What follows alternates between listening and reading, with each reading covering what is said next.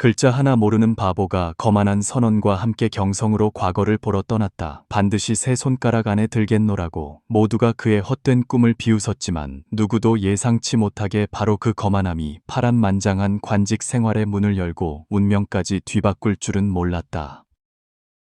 그해 강서 땅에 주유택이라는 사내가 있었다. 그는 천성적으로 풍채가 훤칠하고 비단옷이 넘쳐났으며 돈을 물쓰듯 했지만 성현의 글 한자도 제대로 읽지 못했다. 성은 주씨였으나 평생 놀고 먹기만 하고 정신이 아침 안개처럼 흐릿하다 하여 사람들은 등 뒤에서 그를 주 바보라 불렀다. 하지만 그의 아버지인 주 부자는 그 지역에서 명망이 자자한 인물이었다. 드넓은 논밭과 산더미처럼 쌓인 재산, 셀 수 없이 많은 하인을 거느리고 있었다. 몇 해 전 아들을 아끼는 마음에 이름난 스승을 모셔와 글과 예법을 가르치며 사람으로 만들어보려 애썼다.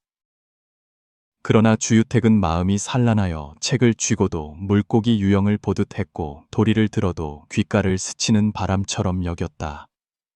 아버지의 모든 노력은 결국 실망으로 변했고 그의 마음은 점점 차가워졌다.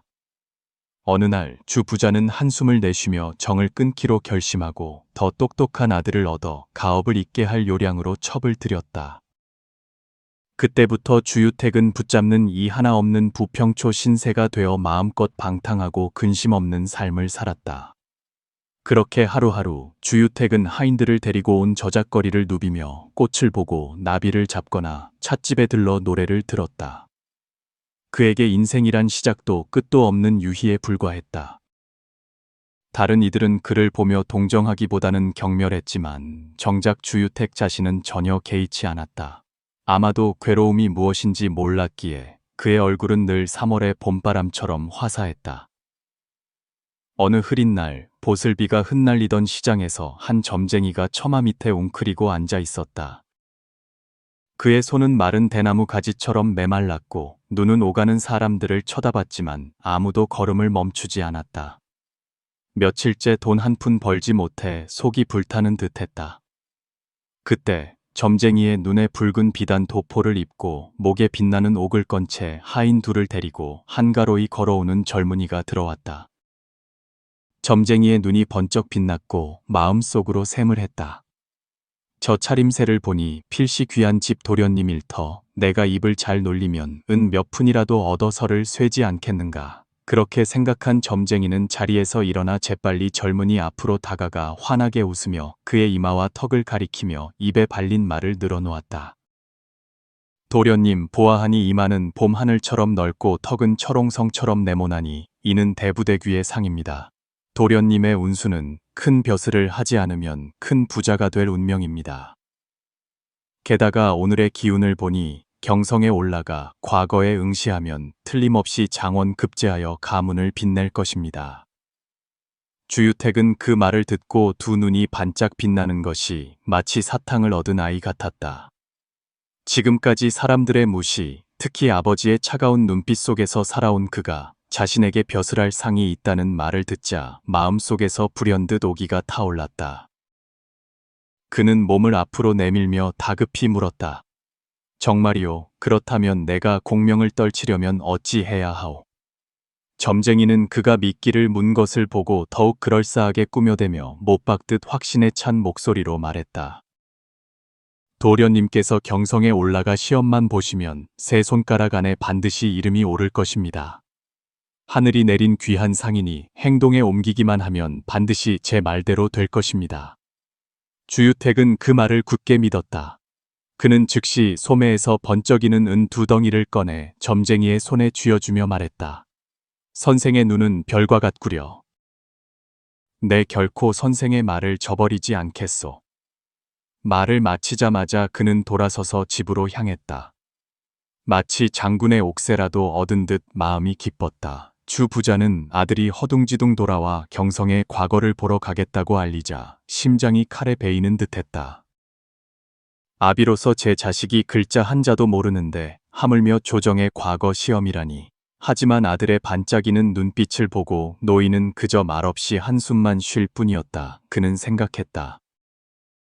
그래, 한번 보내보자. 세상 물정에 부딪혀봐야 정신을 차리고 학문에 정진할지도 모를 일이다. 그리하여 그는 하인을 불러 노잣돈, 마차, 시종을 세세하게 챙겨주며 온갖 걱정을 안고 아들을 떠나보냈다. 마차는 자갈길 위를 덜컹거리며 달렸다. 현의 입구에 이르자마자 속도를 높여 경성으로 향했다. 비단 옷을 입은 도련님 하나와 푸른 옷의 하인 둘, 세 사람은 쉴 틈도 없이 해가 지기 전에 도착하기만을 서둘렀다. 경성에 거의 다다랐을 때 성의 북이 울리고 수문장들이 성문을 닫으려 준비하고 있었다. 양쪽 대문 위로 붉은 등이 높이 걸렸지만 그 불빛은 차가운 바람에 쓰러져 가고 있었다. 말이 미처 멈추기도 전에 수문장이 창을 들어 앞을 가로막으며 엄하게 외쳤다. 시간이 늦었다. 더는 누구도 성에 들어올 수 없다. 주유택은 마차에 발을 젖히고 뛰어내려 마치 이곳이 조상 대대로 물려준 땅이라도 되는 양 수문장의 얼굴을 똑바로 가리키며 큰 소리로 호통쳤다. 감히 누구의 길을 막는 것이냐? 내가 누구인 줄 아느냐? 나는 경성의 과거를 보러 왔다. 시험이 끝나면 세 손가락 안에 들 것이고 어쩌면 장원이 될지도 모르는 몸이다. 수문장은 순간 얼어붙었다. 그 기세등등한 태도와 번쩍이는 비단옷, 허리춤의 옥대를 보니 평범한 백성 같지는 않았다. 또 생각해보니 감히 삼갑 안에 들겠다고 장담하는 자라면 분명 뒤에 큰 배경이 있을 터 고관대작의 자제가 아니면 명문가 자손일 것이다. 한밤중에 괜히 원한을 사기 싫었던 그는 결국 마차 한 대가 지나갈 만큼 문을 열어주었고 문지기는 남몰래 안도의 한숨을 내쉬었다. 마차가 성 안으로 들어서자 거리는 희미한 등불 아래 잠겨 있고 드문드문 가게를 정리하는 사람들의 그림자만 보일 뿐 깊은 골목에서는 개 짖는 소리만 울려 퍼졌다. 주유택은 마차에서 내려 시험장 가는 길을 물으려 사람을 찾았지만 거리는 이미 깊은 잠에 빠져 문은 굳게 닫혀 있고 물어볼 사람 하나 없었다. 두 하인도 어찌할 바를 몰라 머리만 긁적였다. 바로 그때 관아 방향에서 말을 탄 한 무리가 달려왔다. 말 발굽 소리는 요란했고 검은 도포 자락이 흰 종이 위에 먹물이 번지듯 펄럭였다. 주유택은 아무 생각 없이 손을 들어 길을 막으며 큰 소리로 외쳤다. 잠깐 멈추시오. 시험장을 찾고 있는데 길 좀 알려줄 수 있겠소? 말이 거칠게 고삐를 당기며 울었다. 무리 가운데에서 몸집이 작고 눈초리가 치켜 올라갔으며 눈썹이 검은 오치를 한 목각처럼 깊은 노인이 앞으로 나섰다. 그가 바로 생사여탈권을 쥔 권신으로 간웅으로 이름 높은 권중헌이었다. 한밤중에 감히 길을 막는 자가 나타나자 호위무사들이 손을 쓰려 했지만 권중헌은 손을 저어 막고는 길 한가운데 선자를 유심히 쳐다보았다. 그의 눈에 흥미로운 빛이 스쳤다. 네오는 누구냐? 한밤중에 관료의 행차를 막고 무엇을 하려는 개냐? 주유택은 두려움도 없이 앞에 선 이가 누구인지도 모른 채 여전히 천진한 표정으로 답했다. 저는 경성의 과거를 보러 온 사람입니다. 밤이 깊어 길을 알려줄 리가 없어 시험장이 어디인지 몰라 실례를 무릅쓰고 여쭈었습니다. 권중헌은 크게 웃었다. 그 웃음소리가 고요함을 가르는 칼날 같았다. 시험장이 어디인지도 모르면서 감히 과거를 보겠다고. 네가 볼 시험이 있기나 하겠느냐. 어서 고향으로 돌아가 소나 치거라. 주유택은 고개를 저으며 이상하리만치 단호한 목소리로 말했다. 돌아갈 수 없습니다. 저는 먼 길을 달려 이곳에 시험을 보러 왔고 반드시 세 손가락 안에 들 것입니다. 빈손으로 돌아갈 수는 없습니다. 권중헌은 눈썹을 찡그리며 몇 초간 침묵하다 다시 물었다. 그리 확신하는 걸 보니 무슨 증거라도 있느냐? 증거는 필요 없습니다. 남은 남이고 저는 저입니다. 저는 제가 합격할 것을 믿습니다. 순박한 말이었지만 그 기가에는 오만하기 짝이 없어 뒤따르던 무리들마저 어리둥절하게 만들었다. 시험장이 어디인지도 모르면서 한밤중에 권신의 길을 막고 자신의 합격을 장담하는 자라니 바보가 아니라면 필시 비범한 기계를 지닌 인물일 터였다. 권중헌은 미간을 찌푸리고 침음했다. 그의 눈빛이 어두워졌다가 번개처럼 번뜩였다. 마음속으로 한 가닥 호기심이 일었다. 이자가 미쳤다면 무서운 미치광일 것이고 미치지 않았다면 눈여겨볼 만한 자일지도 모른다. 그는 고개를 돌려 소매를 가볍게 흔들어 신호했다. 두 근위병이 앞으로 나와 허리를 숙여 명을 받았다. 이 자를 시험장까지 호송하되 한치의 소홀함도 없도록 하라. 명령은 나무판에 박히는 망치 소리처럼 단호하여 아무도 거스를 수 없었다. 주유택은 바람처럼 천진난만하여 자신이 조정에서 가장 막강한 권력을 쥔 늙은 여우의 손에 이끌려 평생 가볼 일 없었을 곳으로 직행하고 있다는 사실을 전혀 알지 못했다. 시험 감독관실에서 밤을 새우던 두 관리는 잠시 눈을 붙이려던 참에 다급하게 문을 두드리는 병사의 소리에 잠이 깼다.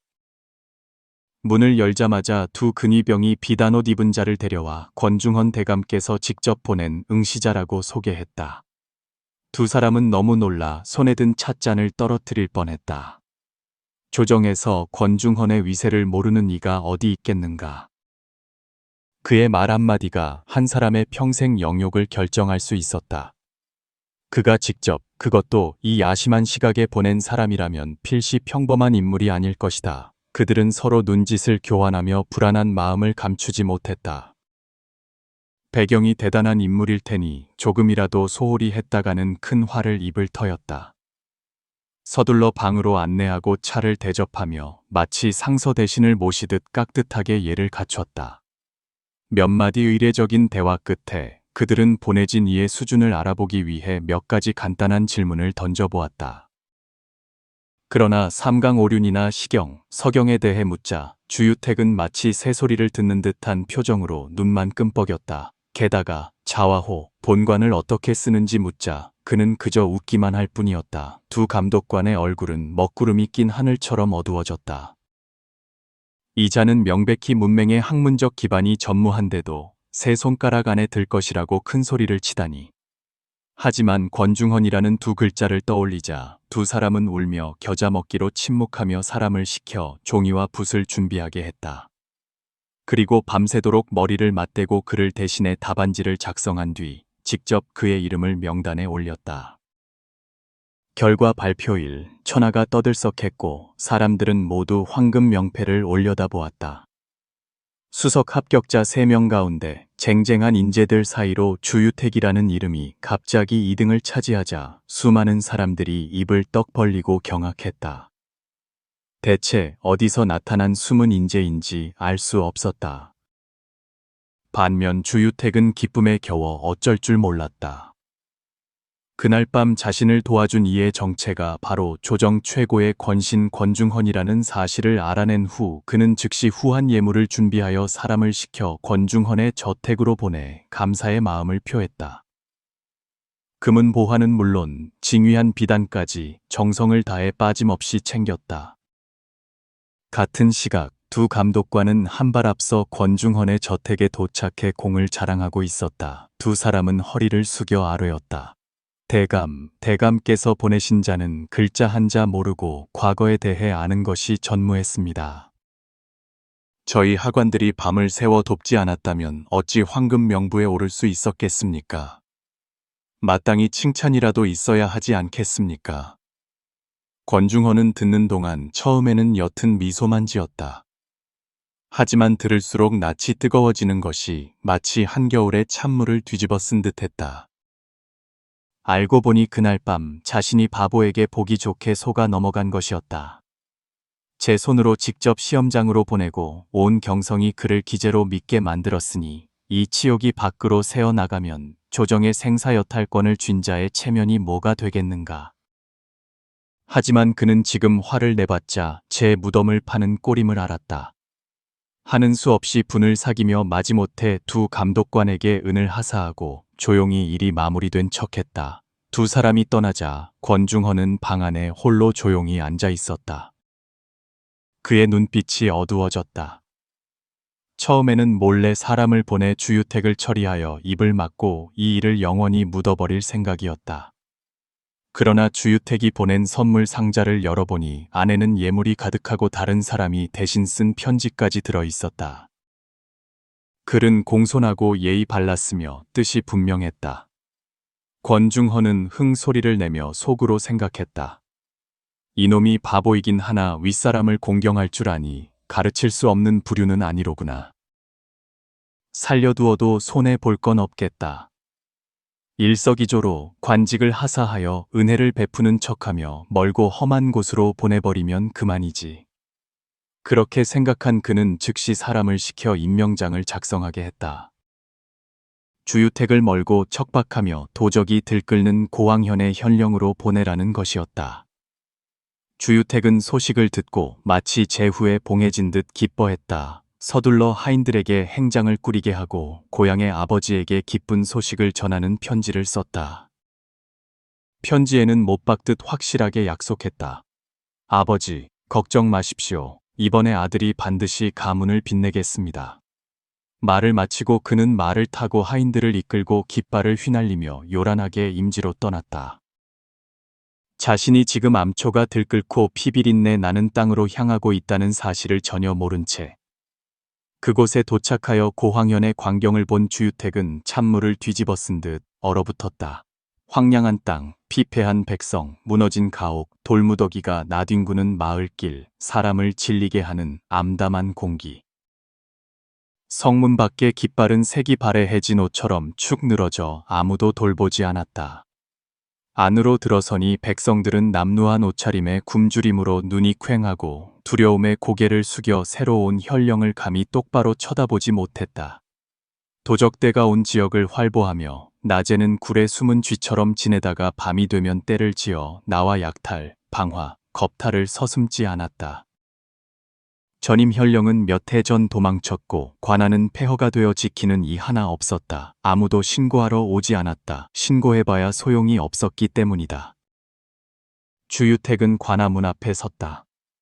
바람이 불 때마다 붉은 먼지가 옷자락을 휘감았다. 마음이 흔들리기 시작했다. 이런 곳에 버티고 있는 것은 스스로 진흙탕에 뛰어드는 것과 같았다. 돌아가려는 생각이 싹 텄다. 하지만 그때 아버지에게 자랑 삼아 보냈던 편지가 떠올랐다. 한 글자 한 글자가 오만했다.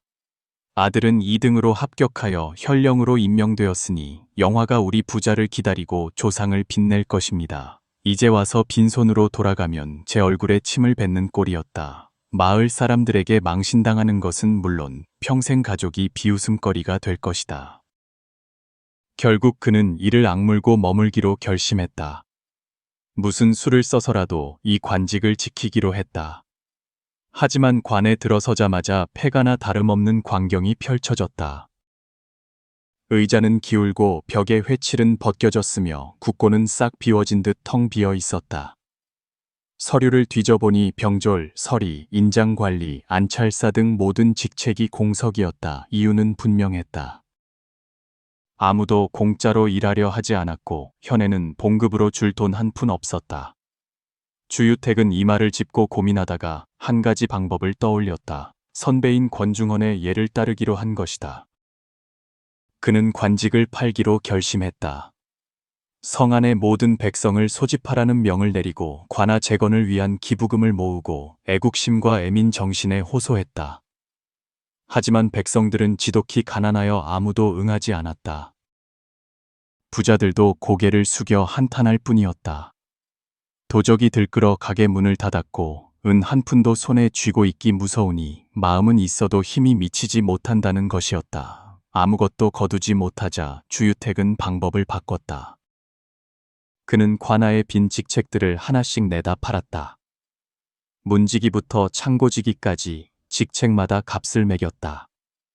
돈 있는 사람은 사고 없으면 그만, 차별은 없었다. 뜻밖에도 이 방법이 효과가 있었다. 사흘도 안 되어 모인 돈은 지붕을 고치고 책상을 바꾸고 사람을 고용하고도 남을 정도였다. 몇 년 만에 관아의 금고가 다시 열리는 소리가 울렸다. 서리가 창고에 가득 쌓인 은을 보고 몹시 걱정하며 주유택 앞에 와서 아뢰었다. 나리, 이곳은 도적들이 호시탐탐 노리는 곳이라 창고에 은을 두는 것은 늑대숲에 고기를 매달아 놓는 것과 같습니다. 놈들이 소문을 듣고 쳐들어오면 목숨을 부지하기 어려울 것입니다. 주유택은 등을 기대고 껄껄 웃었다. 걱정 마라. 내게 다 생각이 있다. 하지만 말이 끝나기 무섭게 그날 밤 정확히 삼경의 말발굽 소리가 천둥처럼 울리고 관아 문 밖에서 처절한 비명이 터져 나왔다. 도적대가 개미떼처럼 몰려와 창고를 부수고 은을 약탈했으며 불길이 하늘 한쪽을 붉게 물들였다. 날이 밝았을 때 창고는 텅 비었고 잃어버린 은은 정확히 800냥이었다. 서리는 얼굴이 새하얘졌고 백성들은 동요했다. 모두들 이번에야말로 새 현령이 사직을 청할 것이라 생각했다. 하지만 주유택은 태연자약했다. 소리치지도 따지지도 않았다. 오히려 다음 날 아침 성 곳곳에 방을 붙이게 했다. 에어젯밤 관에서 은자 1500냥을 도둑맞았다. 단서를 제공하는 자에게는 후하게 상을 내릴 것이다. 사실 잃은 것은 800냥이었지만 그는 한 가지를 알고 있었다. 현명한 자는 손해를 이익으로 바꾸고 패배를 승리로 바꾼다. 값을 높게 부르면 상에 눈이 먼 자가 실토하거나 죄를 지은 자가 발각될까 두려워 일부라도 돌려주려 할 것이다. 재주가 없는 자는 지혜를 쓸 줄 알아야 한다. 지혜마저 부족하다면 최소한 앞뒤로 속여 함정을 파서 자신을 구할 줄은 알아야 했다.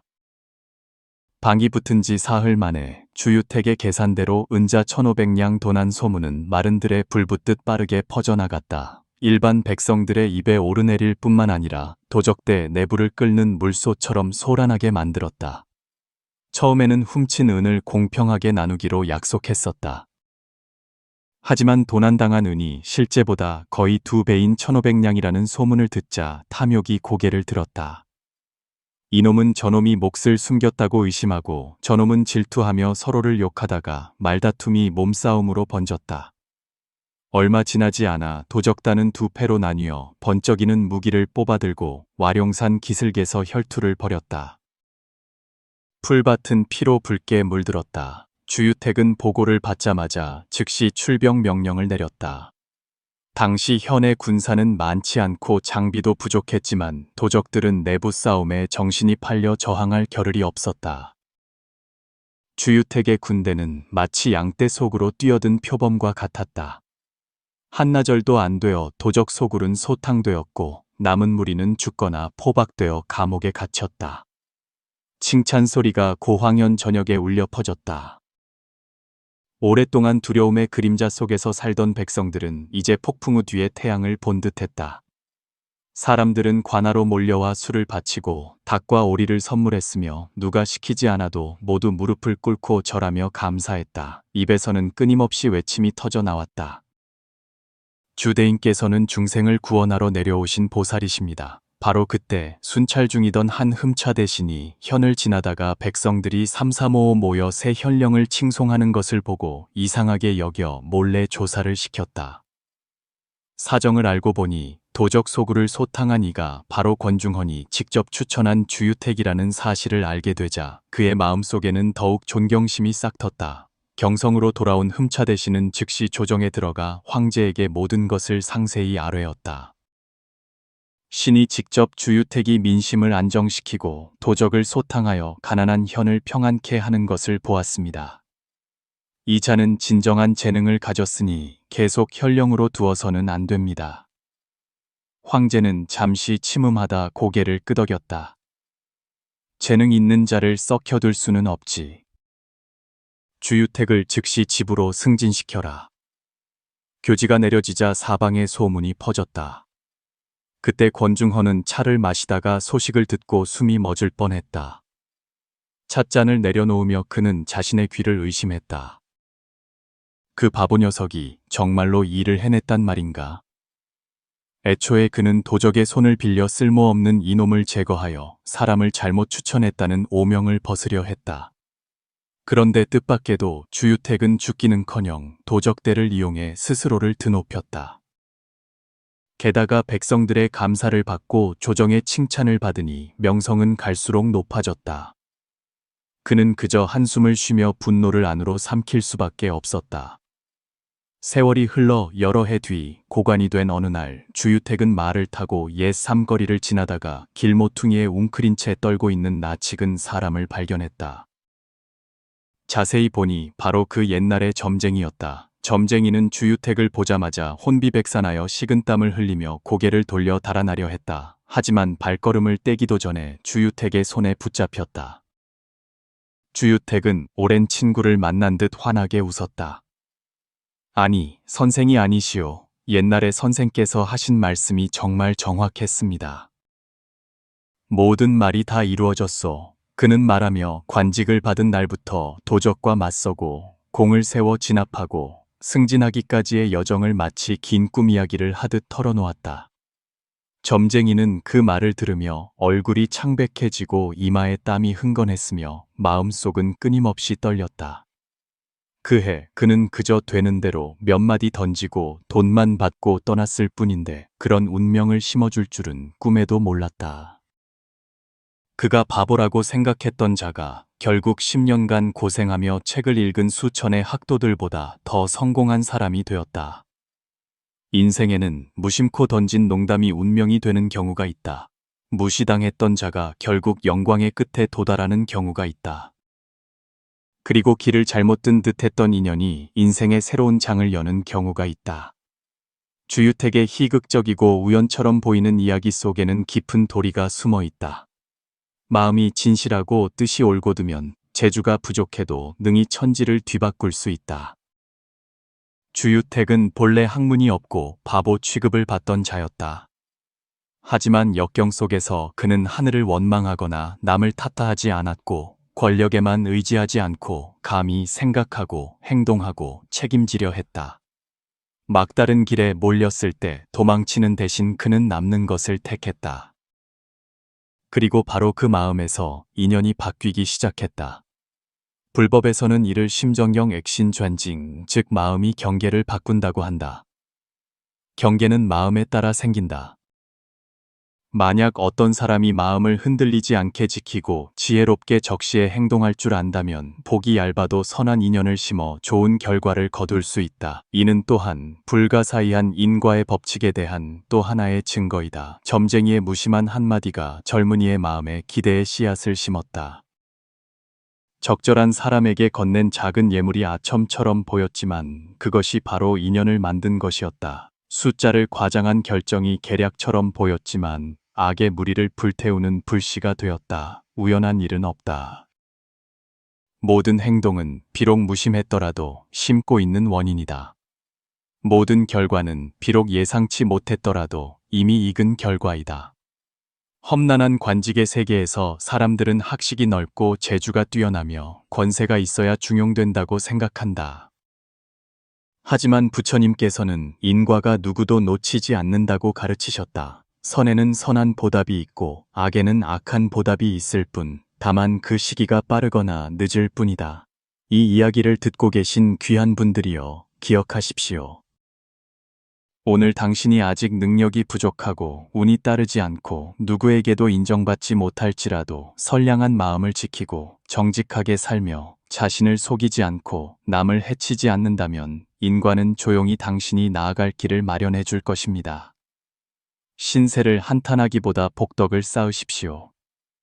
행운을 바라기보다 모든 생각 속에서부터 선량함의 씨앗을 심으십시오. 만약 이 이야기가 당신의 마음에 무언가 깨달음을 주었다면 공유하여 선한 인연을 널리 퍼뜨려 주십시오. 채널을 구독하시고 평범해 보이지만 지혜로 가득 찬 이야기들을 통해 인생의 깊은 도리를 함께 탐구해 나갑시다. 어찌 알겠습니까? 오늘 들은 한 편의 이야기가 내일의 깨달음의 씨앗을 심을지